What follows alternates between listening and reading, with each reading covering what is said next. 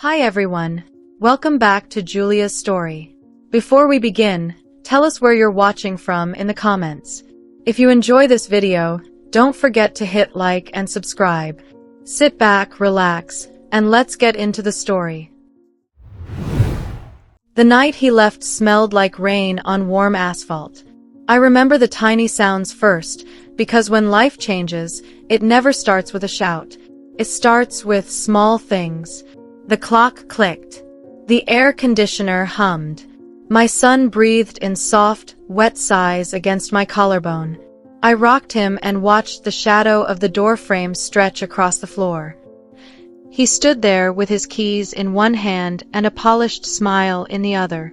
That smile was for cameras, not for me. His tie was loosened, and his cufflinks sat like two lonely stars on the dresser. He kept saying it was complicated. It did not feel complicated. It felt like a straight line from his fear to the doormat. I spoke in a low voice so the baby would not wake. I told him I did not need the ring, the mansion, or the driver's door held open.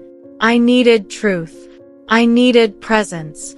I needed the kind of love that shows up when the room is messy and the milk boils over. He stared at the floor as if an answer might appear there and rescue him. Outside, a car honked in the distance. Somewhere a dog barked and then gave up. The baby's little hand opened and closed against my shirt, searching for comfort I did not know how to hold together. I could taste salt on my lips and only later realized it was from tears. He said he would send support. He said he would make sure we had everything we needed. It sounded generous and hollow at the same time. Money is loud in public and quiet at 3 in the morning when the fever will not break. I told him that. My voice shook, but it did not break. He reached for the doorknob. He paused. For half a second, I saw him as the man who laughed with me over instant noodles on the kitchen floor, long before Suits and headlines. Then the second ended. The door clicked. The hallway swallowed him whole. The room felt bigger without him, and not in a good way. I tucked a blanket around my son and pressed my cheek to the crown of his head. He smelled like milk and baby shampoo. My chest ached with fear and a strange kind of relief. At least the pretending was over. At least I knew the shape of the night.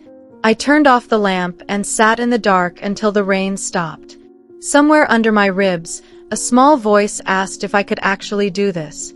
I pulled in a breath that felt like the first one of a new life. I did not answer the voice.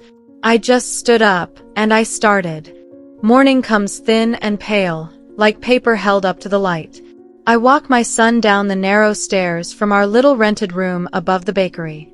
The wood creaks under my feet. He is bundled in a faded blue blanket, warm against my chest. The hallway smells like yeast and sugar, the kind of sweetness that sits in the air before the ovens wake all the way up. Down on the street, a scooter rattles past and a stray cat slips under a parked car.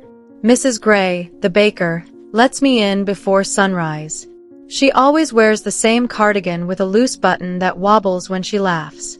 She hands me an apron and a smile I did not know I needed.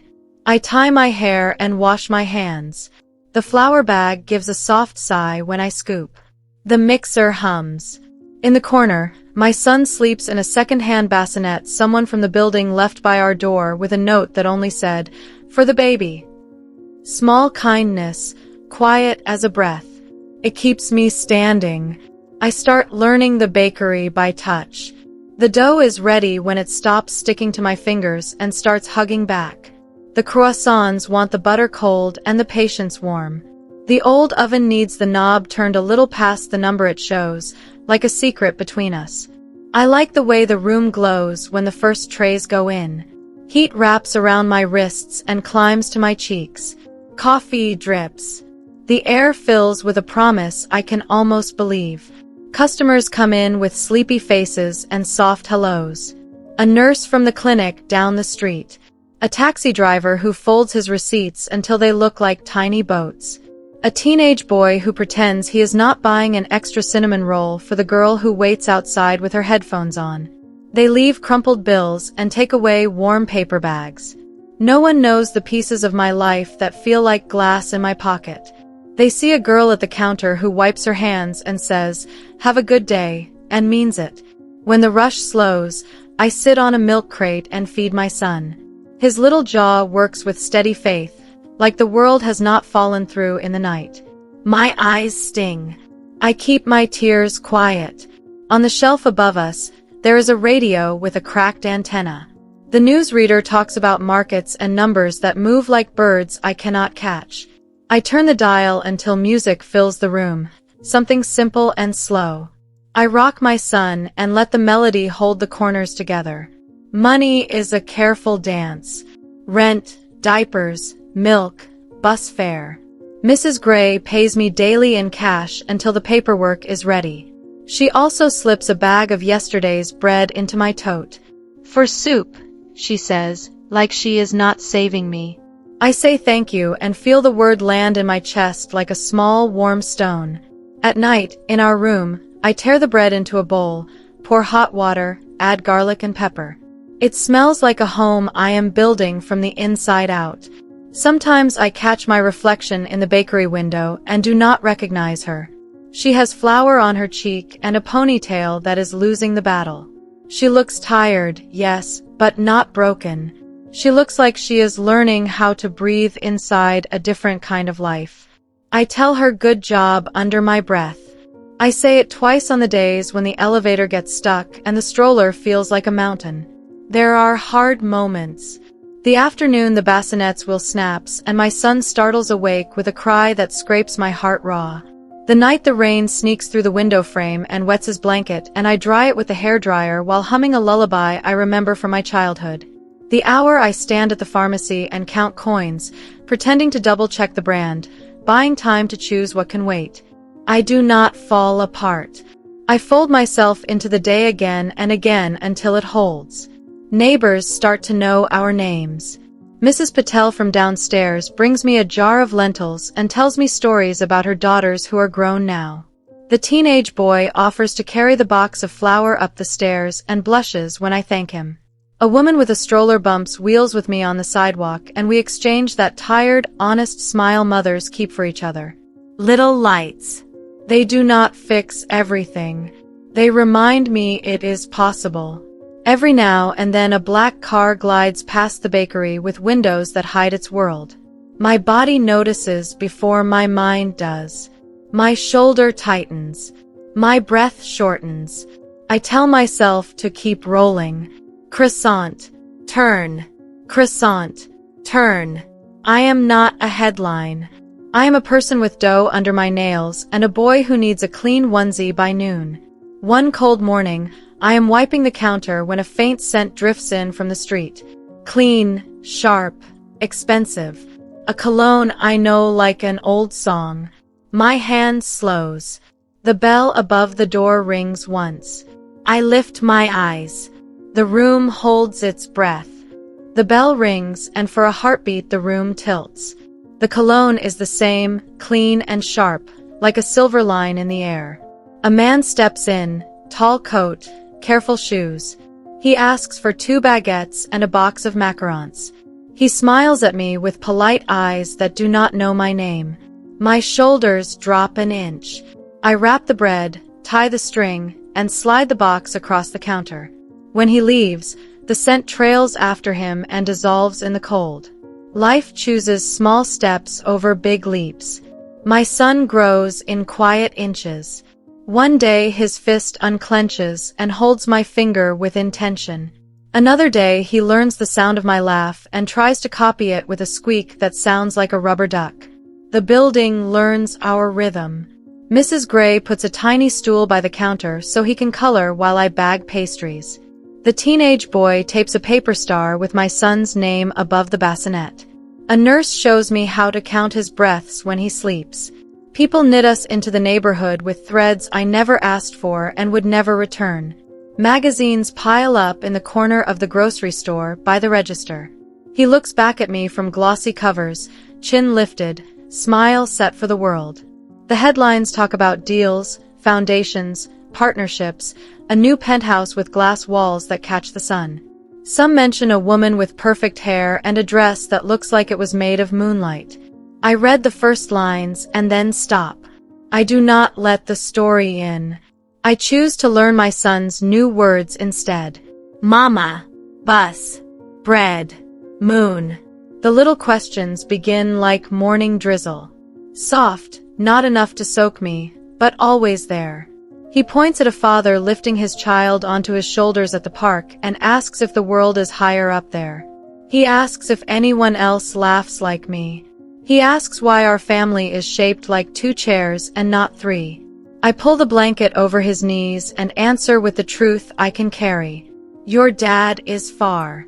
He is busy in a life that is not here. He loved you in his way. I love you in the way that wakes up with you, cooks with you, rides the bus with you, and waits outside the bathroom while you sing. Sometimes I sit at the small table by the window after he falls asleep and write letters I never send. The paper smells like dust and lemon cleaner. Dear you, I begin, and then I let the ink breathe. Today he stood without holding the table. Today he said mama like he was putting a flag in the ground.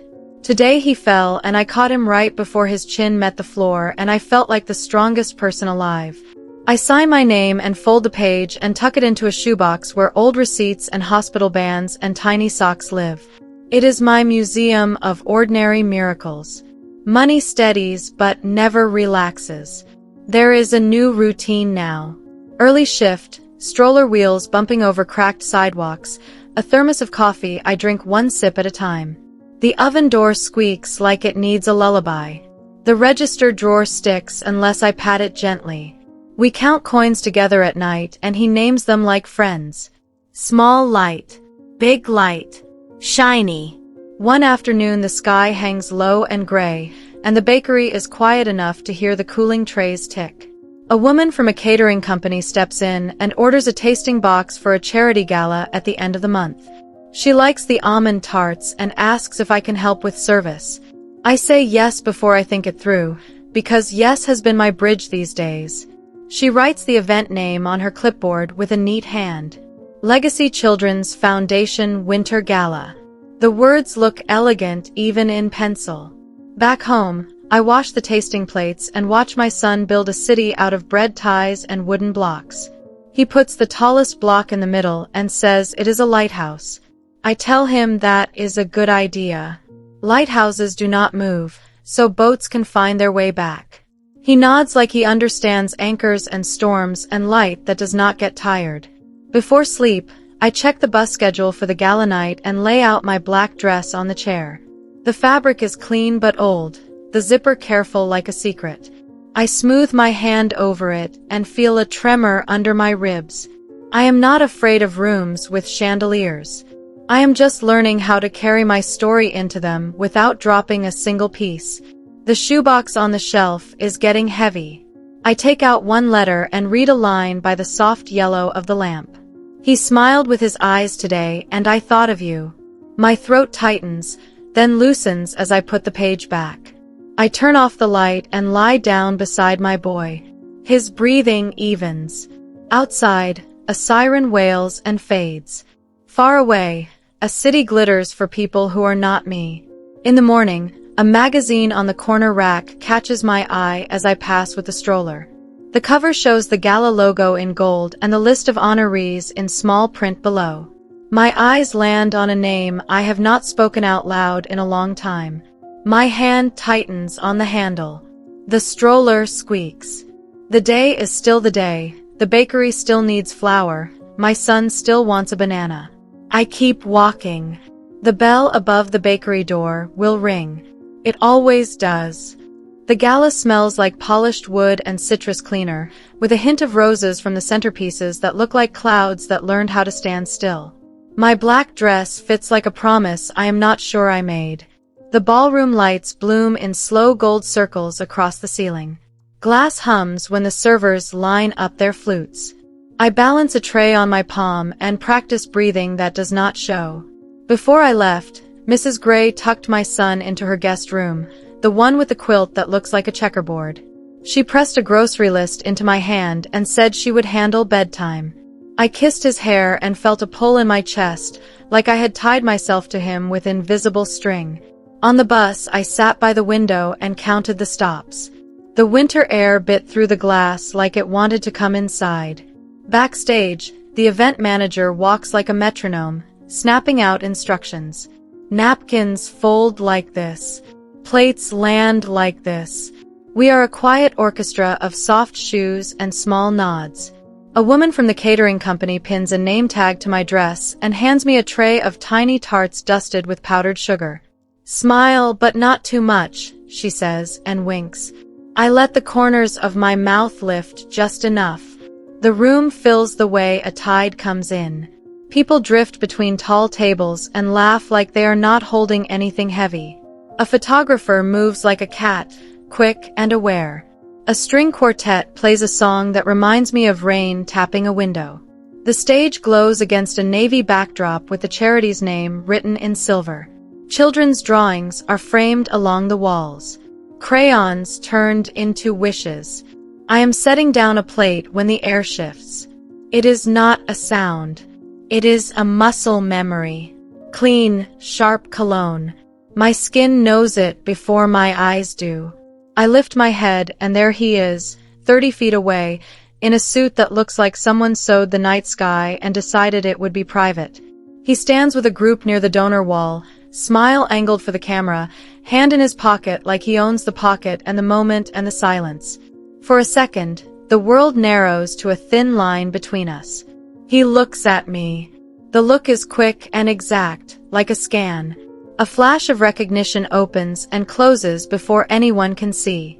Then he tilts his head toward the woman at his side and laughs at something she says. He is fast at choosing where to look. He has always been fast. My tray is steady. My heart is not. I pass a flute of champagne to a man who thanks me without seeing me. I breathe in through my nose, out through my mouth, the way the nurse taught me when my son had that first fever. My shoes carry me on a careful path. Table 3. Table 5. The lights soften. Camera clicks blend into the string quartet. I am a quiet figure in black moving through their evening, yet inside me the floor is not flat. I do not want to run. I do not want to cry. I want to keep my work clean and my voice calm and my edges smooth. A woman in blue asks what flavor the tarts are and I tell her almond and lemon. She says lemon is her mother's favorite and her mouth softens in a way that makes me think of kitchens and birthdays and hands that smell like zest. Small tenderness, right here in crystal light. It keeps me human. The host steps to the microphone and the room settles. Applause rolls like soft thunder. Names begin to float across the speakers. People who gave, people who built, people whose names carry a weight that opens doors. His name is on the list. It lands on my skin like cold water. I swallow and straighten the line of forks at a nearby setting until they look like soldiers at attention. A coordinator touches my elbow with 2 gentle fingers. We're adjusting placements, she murmurs. Can you take primary service at table 1 for the honorees party? I nod because yes has been my bridge, even when it shakes. She clips a new assignment card to my tray and points toward the front of the room. I follow her gesture. Table 1 gleams under a spill of light. He is sitting there. Table 1 glows like a small stage. The silverware is lined tight, the napkins folded into quiet birds. I step into the light with my tray steady and my breath thin. He sits at the left, a half step from the center, the chair that says important but not alone. His jaw is clean-shaven, his cuff peeks out like a white line. The woman beside him wears a dress the color of sea glass. Her laugh is soft and trained. Almond tart or lemon, I say, and my voice is the voice I use with everyone, the one that knows how to pass through a room without asking for air. He looks up. Recognition flickers across his eyes like a light underwater. He sets his glass down with care, as if the table might remember. The sea glass woman thanks me. He chooses lemon, fingers brushing the plate so briefly it could have been an accident. No words. A tiny crack runs through the shell of the moment, then cools. Service moves in measured circles. Plates go down and come back up. The host's voice rises, smooth and warm. Applause pools around the stage like easy rain. I refill a glass, replace a fork, take a step back. I am two people at once. The worker in black with quick hands. The mother with a heartbeat counting miles to a small bed in a small room. My phone buzzes in the pocket of my apron, a vibration that feels like a bird trapped under my ribs. I slip behind the curtain near the service door and answer in a whisper. It is Mrs. Gray. Her voice is kind and tight. He is wheezing, she says. I sat him up and turned on the humidifier, but I think he needs to be seen. He is looking at me like the air is too far away. The ballroom falls away. The music, the speeches, the shine. It all blurs to a smear of light. I tell her I am coming. I tell her to call a car, any car, and meet me at the corner clinic with the blue awning. I hang up and push through the service hallway, past racks of clean plates that blink like moons. Emergency at home, I tell the coordinator, and she looks at my face and does not ask for proof. She nods once and puts a hand on my arm. Go, she says. We have it. At the back door, a security guard opens the latch and shrugs off his jacket, draping it over my shoulders without ceremony. Cold punches my cheeks. The city breathes out steam. I run, shoes slapping the sidewalk, the hem of my dress snapping at my calves. A cab slides to the curb with a small hiss. The driver senses everything in one glance and unlocks the door with a soft click. Clinic on 9th, I say. Please. We cut through lights and late-night traffic with a yellow patience that feels like courage. I watch the clock on the dash and grip the seat until my knuckles whiten. The driver reaches over and pulls a napkin from his pocket, passes it back without turning. For your hands, he says. People forget to breathe if they do not feel their hands. At the clinic, the air is bright and cold, buzzing with the smell of disinfectant and something sweet that tries to hide it. Mrs. Gray is at the check-in desk with my boy on her shoulder, his little chest pulling for air, eyes wide and shiny. I take him and press my cheek to his temple. His skin is damp and hot.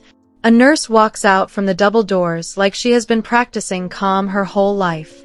She is the same nurse who buys coffee at the bakery on Fridays, the one who taught me to count breaths. Her hair is tied back, no nonsense, eyes kind and sharp. Come with me, she says, and leads us to a room that hums. She fits a small mask over his mouth and nose. The machine whispers and the medicine turns to mist. He fights for a second, scared by the sound, then yields and draws in the air like a swimmer breaking the surface. I stroke his hair and count. 1, 2, 3. The nurse nods along, a metronome for my panic. The doctor comes in with sleeves pushed up and a pen tucked behind his ear. He checks my boy with hands that know exactly how to be gentle. He explains triggers in quiet words that land like stepping stones. Dust. Cold air. Strong smells. He talks about a plan. He draws a map of what to do and when to come back. He tells me I am doing it right, even on the nights when it feels like I am guessing.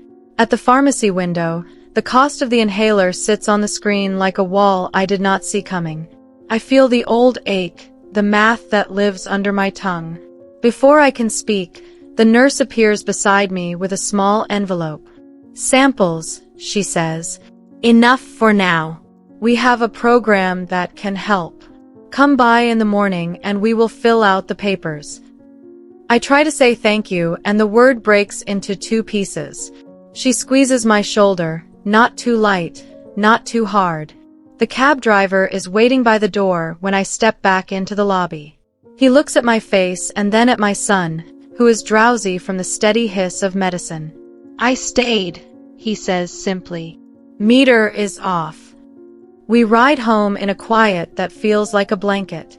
My boy sleeps in my lap, warm and heavy, breath even and real. The city is softer at this hour. Windows glow like low stars. The security guard's jacket smells like tobacco and laundry soap. I clutch the envelope of samples like a passport. Up the stairs, down the hall, into the room with the chipping paint and the bassinet that wobbles if you touch it on the left. I lay him down and smooth the blanket over his legs. Mrs. Gray fixes the window latch with a rubber band and a wooden spoon like a magician doing honest work. She kisses my hair and leaves without making the night more complicated than it already is. I sit on the edge of the bed and let my shoulders drop. The room is quiet except for the hum of the old fridge. The world could have ended and started again in the hours since I lifted that tray. My phone vibrates on the table, a tiny drumbeat across the wood. I reach for it, thinking it is the nurse. On the screen, a news alert blooms. A familiar face fills the small rectangle, lit by the hard light of a press photo. The headline scrolls across the bottom in red. Investigation opens into the finances of a major foundation, sources confirm. My breath catches at the exact moment the fridge motor stops. The room goes very still. By morning, the headline is everywhere. On the corner screen, above the bodega coffee machine. On phones glowing like small moons in the bus aisle. In the bakery, where the radio whispers updates between weather and traffic. His name sits inside hard nouns. Misused funds. Misreported grants. Investigation underway. Flour lifts in the air when I pour, drifting like quiet snow. I keep my hands moving. Butter fold. Turn. Wait. The oven exhales heat against my knees. The dough answers me with a soft, elastic give, like it trusts I know what I am doing. I am learning the difference between panic and focus. One feeds the fire. One carries water. Customers speak in careful tones. Did you hear? Must be so stressful. The nurse from the clinic buys 2 coffees and slips a small form toward me with her change. Applications for the inhaler program. She has already filled in the parts that are always the same. I sign where the line tells me to sign. Her hand covers mine for 1 second. Anchor. Outside, the sky hangs low and metallic. Cars hiss on wet streets. My boy sits on his tiny stool with a blue crayon, drawing a lighthouse with a door and a window. He hums between his teeth, a sound that means he is fine. I tuck the form into my tote and slide a bag of day-old bread toward the door for a man who sleeps under the train. He takes it with a nod that says he remembers I exist. By noon, cameras float near the Gala Hotel like dragonflies that learned how to shout. A reporter in a bright coat steps into the bakery with a microphone that drinks light. She asks about his generosity to neighborhood businesses. I ring up a croissant and say I am the wrong person. She tries to make me the right person with a smile that asks me to bleed in a language her viewers will feel. I wipe the counter and keep my mouth soft. She leaves, perfume trailing like a ribbon. My phone buzzes against the flour bin. Unknown number. The screen holds still for a heartbeat that feels longer than it is. I press accept and lift it to my ear. Hello, I say. Silence opens like a door to a cold room. Then his voice arrives, lower than I remember, careful in a way that sounds new. It is me, he says. I am sorry to call you like this. My fingers leave white prints on the edge of the table. The mixer hums. Somewhere in the back, trays tick as they cool. I turn my face toward the window, toward the gray day that does not have to choose a side. I saw the news, I say. I know, he answers. It is worse inside than it looks outside. My lawyers are talking. The board is moving. People do not answer calls anymore. I have done things I am not proud of. Not only in business. The breath I take is slow and expensive. I do not rush it. On the stool, my boy taps his crayon and adds a tiny boat under the lighthouse beam. I cannot go back, he says. Not to the person I played. I wanted to start here. with the truth you asked me for a long time ago and I could not hold. I am sorry. For leaving. For letting you carry a life I helped make like it was a bag someone else could pick up. Words slide across the back of my tongue that would have burned a year ago. They do not burn the same way now. Time is a slow teacher. I am not the same, I say. I hear that, he answers. The pause is small and full. I would like to see him. If you let me, I will come on your terms. Or I will stay away if that is what safety looks like to you. I close my eyes and see nights with fevers and steam from the shower fogging the mirror. I see Mrs. Gray's cardigan with the loose button, the taxi driver who turned off his meter, the nurse who wrote our names before I could ask. I see a room made by work and kindness, not by apology. You will not arrive with cameras, I say. You will not bring the story that wants to eat us. You will come with your hands empty and your mouth honest. You will not make a promise you cannot keep. If you see him, you will respect the space between a stranger and a father. Yes, he says. The word is quiet. It does not try to be a vow. We will meet somewhere small, I add. Not your office. Not a place that serves photographs with the water. Somewhere that smells like cinnamon and has a door that opens from the inside. He lets out a breath I can hear. Relief. Fear. Both. Tell me when and where, he says. I will show up. I will listen. The bell above the bakery door rings and a rush of cold air pushes in. The teenage boy from upstairs shuffles in with a plastic bag of screws and a screwdriver sticking from his back pocket. Basement shelf fell, he says. I can fix it so your flour bags do not lean like tired people. I nod at him and he nods back, shy as always. He kneels on the floor and metal clicks against metal until a wobble becomes a line. Small repair. Big feeling. On the phone, I do not speak for a count of 5. I watch my son draw a second lighthouse beside the first, 2 beams crossing like quiet arms. I think of how far I have carried us. I think of boundaries as doors, not walls. Doors that open and close on purpose. Saturday, I say. 11. The little cafe on Mercer with the chipped teacups. We will sit at the table by the back window. If you change your mind, do not come. Do not text me a reason.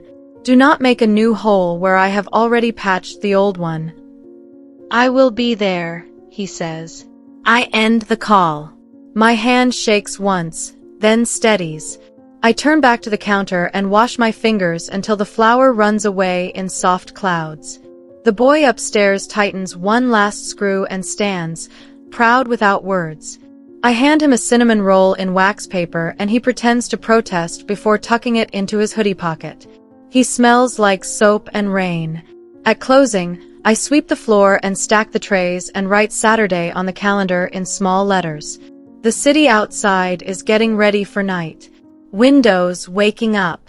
Tail lights blinking like small warnings.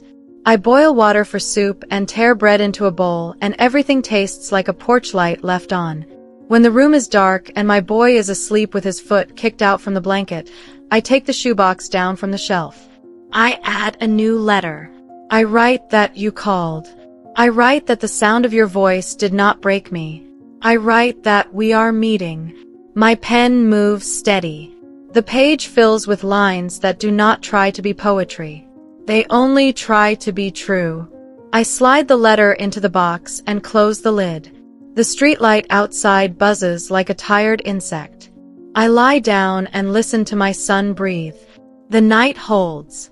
Saturday inches closer like a train you can hear before you see it. I know what I will wear. I know what I will say. I am ready to hold my own chair at the table. Saturday smells like cinnamon and cold air. I arrive early to the small cafe on Mercer and choose the table by the back window. The glass has a scratch that looks like a tiny river. The cups are chipped in the same place, like they went through something together and came out still useful. My son sits beside me with a crayon and a paper placemat. He draws another lighthouse. I tell him we are meeting a friend named Daniel. I tell him we will talk first and then say hello. He nods and presses the crayon harder, making the beam brighter. The bell over the door rings at 11. He steps in without a coatman to hold the handle and without cologne that tries to lead the way. His hair is less certain. The skin under his eyes is a little blue. His shoes are clean but not new. He sees us and stops. His hands settle at his sides like he is reminding them not to reach for a story that is not his. I stand and keep the table between us for one more breath. He respects it.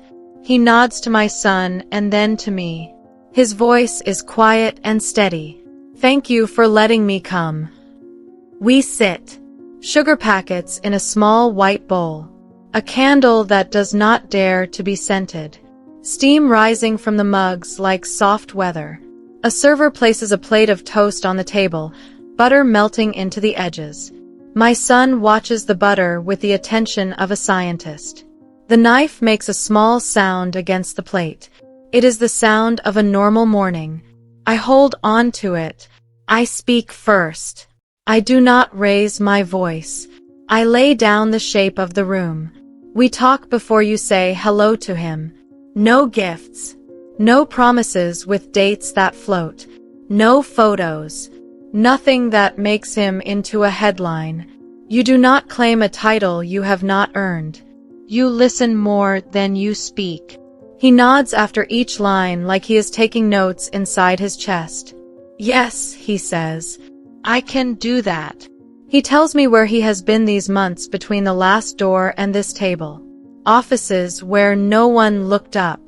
Meetings that felt like slow water. A house that echoed when the rooms forgot his voice. He talks about pressure like a hand on the back of his neck that he kept mistaking for guidance. He says the word fear and does not dress it up. He says he thought money could cover everything and then learned that money does not know how to hold a crying child at 3 in the morning or forgive the wrong kind of silence. I do not rescue him from the weight of his words. I let them be heavy. I sip my tea and watch the steam slip away. He asks about our life with the kind of care that waits for permission. The bakery. The clinic. The lighthouse drawings. He listens when I tell him about the wheeze at night and how the inhaler works best when the bath is already running. He says he would like to sit in the waiting room at the next appointment and learn the routine without getting in the way. I tell him I will think about it. The word later is a door I keep for myself. I turn to my son. His crayon pauses. His eyes lift to mine. I say his name in a tone that means safe. I tell him this is Daniel. I tell him Daniel is someone who cares about him. I do not ask him to hug. I do not ask him to call anyone anything. I let the space be honest and small. Daniel slides his chair back and kneels so he is eye level. He keeps his hands where my son can see them. His voice goes soft without turning sweet. I like your lighthouse, he says. The beam is strong. My son shrugs, serious. He taps the paper. He points to the door at the base of the tower. Everyone needs a way in, he says, and butter smears on his finger. Daniel smiles with his mouth, and his eyes do not try to beg. He folds a sugar packet into a tiny boat and sets it on the edge of the saucer. For the water, he says. So the lighthouse has company. The corner of my boy's mouth lifts. He does not look away from Daniel's face like he is checking for something I cannot name. I watch both of them. The muscles in my shoulders stay ready, but my breath goes a little deeper. We eat toast. We talk about small things. The bus routes. The new cats behind the bakery that pretend they do not need anyone. When my son drops the knife, Daniel picks it up and places it back on the plate handle first. He does not rush. He does not perform. He just does the next right thing. I set more lines on the table like cutlery. If we try this, you will show up when you say you will. You will not vanish because your phone grows heavy. You will introduce yourself to his life as a steady guest. You will not take a photo of his hand on your sleeve and sell it to your fear that wants proof you are good. He nods. He swallows hard. He says yes again, so quiet it is almost only breath. We agree to meet at the park next Saturday morning, before the crowds. A bench near the pond where the ducks argue like old couples who still choose the same bench. If he cannot come, he will tell me a day before. If he fails at that, he will not ask for a second chance for a while. The rules are not punishment. They are a path. The check arrives under a ceramic bird that sits like a tiny judge. I reach for it and he stops me with a look that asks, not orders. I let him pay this time. He places the cash under the bill and does not make noise about it. As I push my chair back, the bell over the door rings again.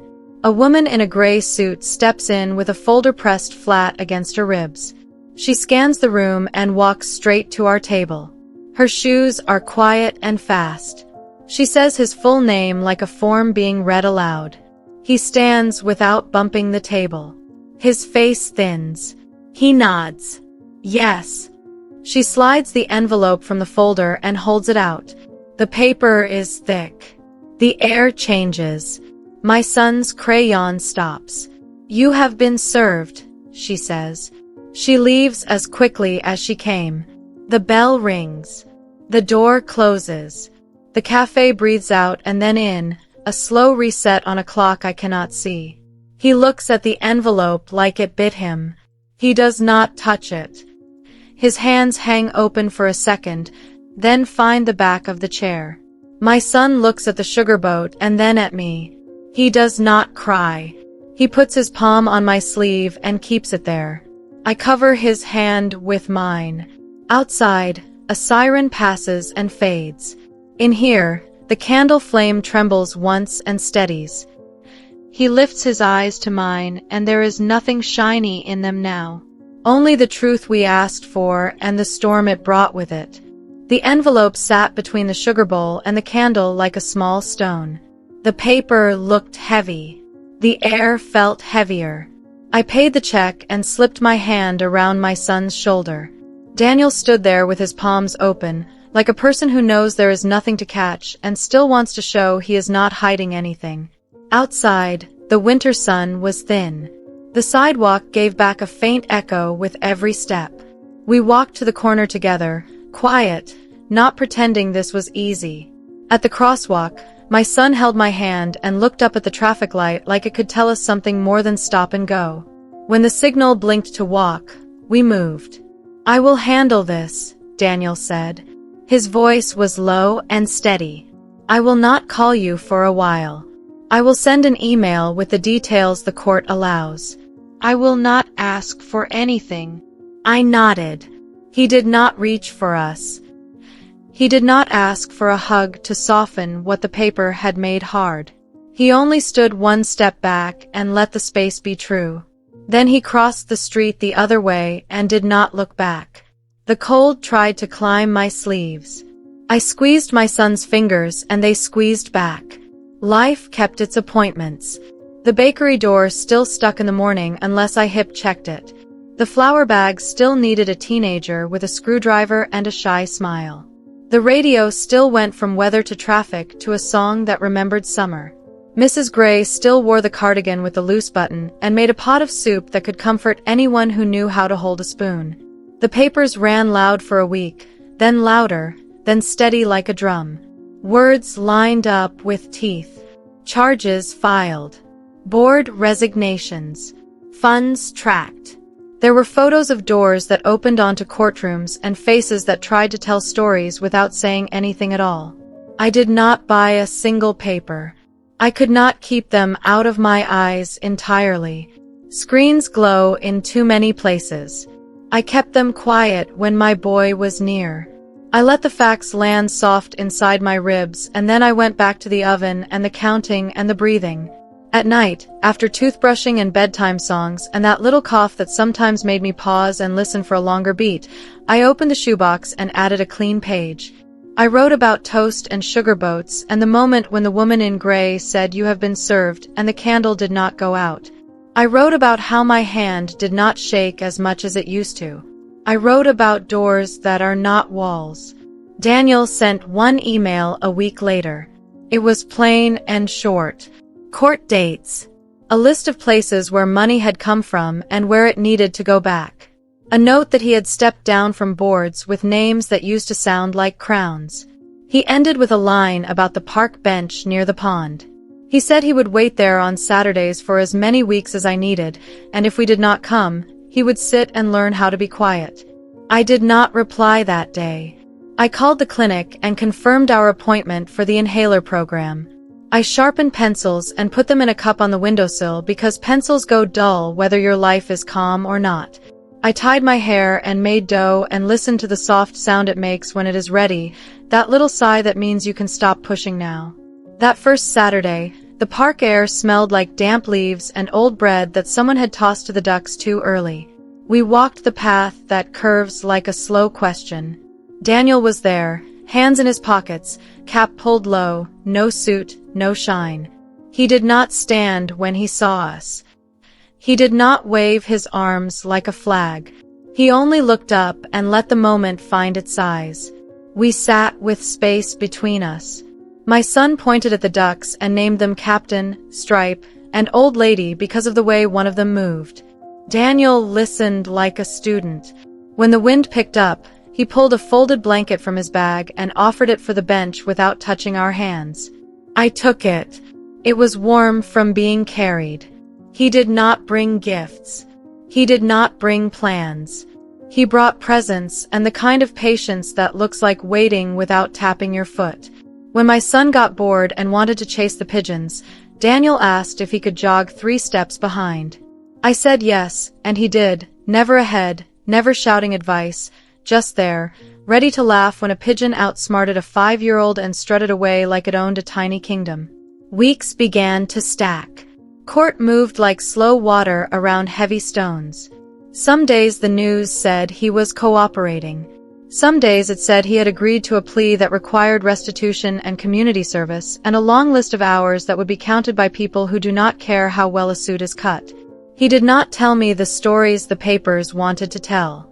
He told me when he would be at the clinic painting the hallway instead of at a fundraiser holding a glass. He told me when he would be cleaning shelves at the food pantry instead of sitting at a table that offered names on little cards. I saw him once at the clinic on a Tuesday morning when we picked up a spacer for the inhaler. He was wiping baseboards with a bucket and a rag, sweat making dark lines on a plain gray shirt. The nurse from Fridays nodded at him like he was a person doing a job that mattered. He nodded back and went on wiping, careful around the corners. He did not step toward us.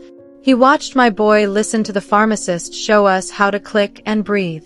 His face warmed the way a window warms in sun, not fast, just real.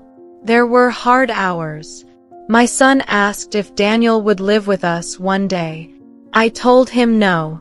He asked if we could still sit at the park bench when the ducks were sleeping somewhere else for the winter. I told him yes. He asked if the lighthouse in his drawing needed a second door in case the first one got stuck. I told him he could draw as many doors as he wanted. He drew 3 and colored them bright. Spring pressed its thumb into the city and everything loosened. The bakery put a table outside with a wobbly leg and a vase that could not keep flowers from leaning. People laughed easier. The nurse brought in a box of oranges and left half on our counter with a note that said for whoever needs them. Mrs. Gray taught the teenage boy to shape knots of sweet dough, and he grinned like he had learned a magic trick that only worked when your hands were tired. Daniel kept showing up. Sometimes he came to the park with a map of the walking path folded in his pocket, not because he did not know the way, but because he liked tracing the lines with a finger as if it helped him stay where his feet were. Sometimes he came with small stories. A patient at the clinic who did not have bus fare, and the way the receptionist quietly found a way to send him home with a pass. A woman at the pantry who tucked a can of peaches into her bag last, like a treat she was saving for a day she wanted to remember. He did not ask for a second chance in big words. He did the next right thing in small steps. He apologized without asking me to hold the apology for him. He learned how to leave and how to return on time. He learned how to stand near a child and make room for the child's mother to still be the center of the picture. On the days he could not come, his email arrived the morning before. No excuses, just the truth and a new time. One afternoon, clouds muscled over the park and rain began with no warning, a fast, cold sheet. We ran to the gazebo. Daniel shrugged out of his jacket and held it above my son's head.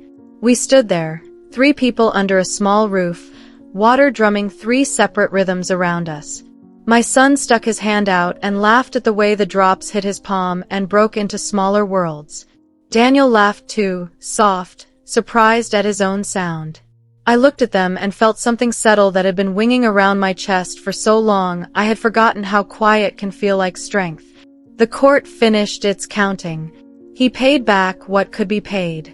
He spoke to rooms where his name used to open doors and told the truth about how he had walked wrong. He swept floors in places that never had any chandeliers. He stood beside a sink and washed 100 cups no one would photograph. When he was done, the papers moved on to louder storms. The city kept breathing. The ducks argued about nothing on a blue morning. On a late summer night, I took the shoebox down and spread the letters across the bed. They smelled like paper and time. I read the first one and then the one I had written after the clinic, then the one about the park, then the one about the rain. I did not cry. I pressed them back into the box in a new order that made sense only to me. I slipped in a fresh page and wrote about doors and beams of light and how a lighthouse does not chase the boats it cares about. It stays where it is and keeps shining. Our life is not a parade. It does not need to be. It is a table set at a small cafe with chipped cups. It is a bench by a pond where ducks have more confidence than sense. It is a bakery where the door sticks and then opens and the room smells like warm bread and sugar and work. It is a boy who draws and breathes and runs and laughs. It is a man who once wore the night sky and now wears a gray shirt and carries a rag and learns the names of the people he used to walk past. It is me, with dough under my nails and a voice that keeps the edges smooth, learning how to choose peace over punishment and boundaries over walls. At bedtime, my son asks for a story about the lighthouse. I tell him this one. A light that stays, a beam that does not get tired, a door that opens from the inside. He falls asleep with his hand on my sleeve, the way he did when the candle trembled and stayed lit. When the room is quiet, I wash one last cup and set it upside down on the rack. The window holds a thin slice of moon. Somewhere far away, a siren rises and then fades. I feel the day settle in my bones like warm bread in a cooling oven. Not finished. Just ready. There are consequences. There are also mornings. We carry both. We learn to show up, even when no one is looking. We learn to set a place for hope, even on a small table, even with chipped cups. We learn that kindness is not a headline. It is a habit. And in the soft light before sleep, I picture the beam crossing the water. I keep it steady. I let it shine. Summer folds itself into late light, soft and long. The bakery door sticks a little less when the wood is warm. I keep a bowl of lemons on the counter because their color reminds me to breathe. My son is taller. He runs the length of the sidewalk with laces double knotted and comes back with a leaf he says looks like a boat that forgot its water. On the fridge, a new drawing hangs with tape that curls at the corners. The lighthouse still stands, but now there are houses near it, windows lit, smoke curling from small chimneys. The beam crosses the page without shouting. It simply does its work. On Tuesdays, Mrs. Gray rests her feet in the office and lets me run the morning. The radio plays a song that knows how to make a room feel like a kitchen even if it is full of strangers. The teenage boy is not so teenage anymore. He wears an apron and ties it fast. He shapes dough into ropes and knots with quiet pride. People come in with sunscreen on their arms and sand at the cuffs of their pants. The bell rings. Coins clink. Trays cool and tick like calm metronomes. Some Saturdays we still go to the park. The ducks look bored in heat, but they still argue like old friends. Daniel is there sometimes. He arrives without announcement and sits on the far end of the bench until my son waves him closer. He works steady hours now, not the kind that use your name like a key, but the kind that make your shoulders tired and your sleep simple. The clinic walls are a shade of blue he helped choose. He says it looks like clear breath. He does not wear suits. He owns a calendar that is honest. There are marks on his face that did not used to be there. Not lines from smiling. The other kind. The kind you earn when you stop running from who you are and learn how to stand still. He does not ask to be forgiven with grand gestures. He shows up with small ones. He brings a bottle of cold water for the long bus ride home and sets it on the bench without a speech. He patches the wobbly leg on the bakery's outdoor table and does not leave a note about it. He learns the names of the cats behind the dumpster and buys the cheap brand of food they actually like. On a warm evening, a carnival sets up 2 blocks away. Lights blink like a low sky trying to wink. Music spills over the street, thin and cheerful. My son wants to ride the carousel. He wants the horse with the cracked paint on its ear. I lift him up and hold his waist until the belt is buckled. When the ride starts, he leans forward like a small captain and grins until his cheeks ache. I stand at the rail and feel the wood under my palms and the breeze find the open place at my collar. Daniel stands 2 steps behind me, close enough to be there, far enough to keep the moment mine. When the music ends, my son asks for cotton candy and I say yes. The sugar melts on his tongue and turns his lips into a pastel smile. Daniel gets a paper cone too, and it makes him laugh, because years ago a dessert would have arrived under glass with its own introduction. He licks blue off his thumb and looks surprised at the taste. We walk home sticky and happy in that small way that does not need witnesses. The court is a finished chapter now. Papers stamped. Hours counted. Money sent where it should have been the first time.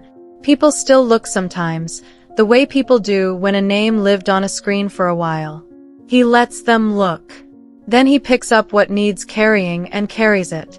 He understands now that consequences are not just punishments.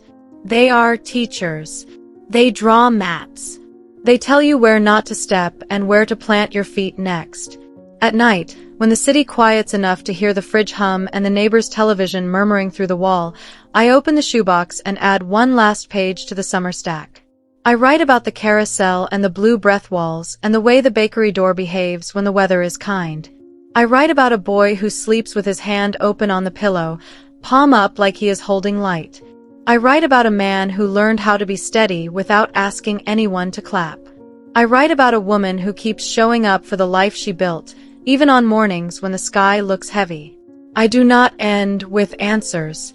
I end with habits. Warm bread. Cold water. Honest calendars. Boundaries that feel like porches, wide enough to sit on together, firm enough to hold their shape. We are not waiting for a perfect day. We are practicing the small work of hope. Before sleep, I stand at the window. The streetlight pushes a soft circle onto the pavement. Somewhere, a siren rises and then settles back down. I think of the lighthouse, the way it holds still and shines. I think of doors that open from the inside. I think of how love is sometimes a hand on a sleeve, nothing more, nothing less. I turn off the lamp. My son breathes in and out, even and true. The night rests its weight on the room like a blanket someone ironed smooth. Tomorrow will ask for the same things. I will be ready.